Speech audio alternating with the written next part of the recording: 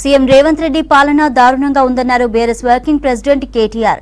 స్వయంగా పోలీస్ అధికారులే తమ పార్టీ ఎమ్మెల్యేలను పార్టీ మారాలని బెదిరిస్తున్నారని ఆరోపించారు. ప్రోటోకాల్ ఉల్లంఘన, పార్టీ ఫిరాయింపులపై స్పీకర్కు ఫిర్యాదు చేశామన్నారు. ఒకవేళ స్పీకర్ చర్యలు తీసుకోకపోతే సుప్రీంకోర్టుకు వెళ్తామన్నారు కేటీఆర్. కాంగ్రెస్ లోకి వెళ్లిన ఎమ్మెల్యేలపై తమకు సానుభూతి ఉందన్నారు. స్టేషన్ గన్పూర్ ఎమ్మెల్యే కడియం శ్రీహరి మొదటి నుంచి కోవట్టుగా ఉన్నారని విమర్శించారు కేటీఆర్. కార్యక్రమంలో మాజీ మంత్రి హరీష్, సబితా ఇంద్రారెడ్డిలు ఉన్నారు.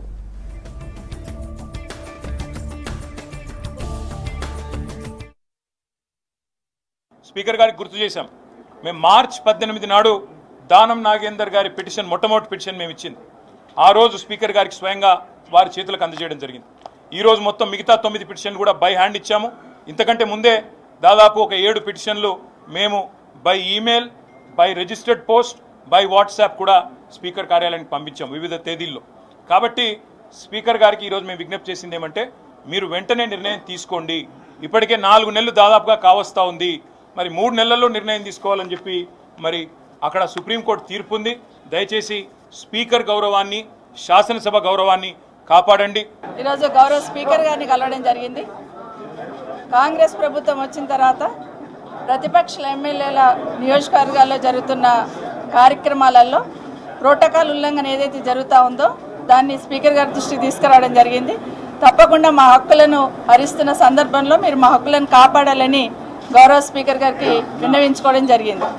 1-2 కాదు, గత 4-5 నెలల నుండి చూస్తూ ఉంటే ఏ నియోజకవర్గంలో చూసినా కూడా ప్రతిపక్ష ఎమ్మెల్యేల కన్నా ఓడిపోయిన వాళ్ళకే ప్రాధాన్యత ఇస్తూ కార్యక్రమాలు చేస్తూ ఉన్నారు.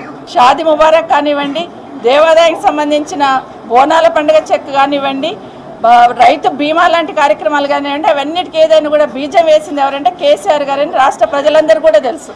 వాటిని అమలు చేస్తున్న సందర్భంలో ప్రోటోకాల్ డివేట్ కావద్దని అడుగుతున్న సందర్భంలో రాష్ట్రంలో జరుగుతున్న దాన్ని మా హక్కులను పరిరక్షించండి అని ఈరోజు స్పీకర్ గారిని కోరడం జరిగింది. మా హక్కులను పరిరక్షించండి, మీరు కాపాడాల్సినటువంటి బాధ్యత ఉంది. ఎమ్మెల్యేస్ పైన మీకు తెలియకుండానే కేసులు బుక్ చేస్తూ ఉన్నారు. ఎమ్మెల్యేస్కి సంబంధించినటువంటి మరి ఏదైతే ప్రివిలేజ్ ఉందో ఆ ప్రివిలేజ్ అని కూడా తుంగలో తొక్కుతా ఉన్నారు. కాబట్టి మేము ఈరోజు ప్రివిలేజ్ మోషన్ అంతర్ శాసనసభల ఆధ్వర్యంలో మరి వారికి ఇవ్వడం జరిగింది.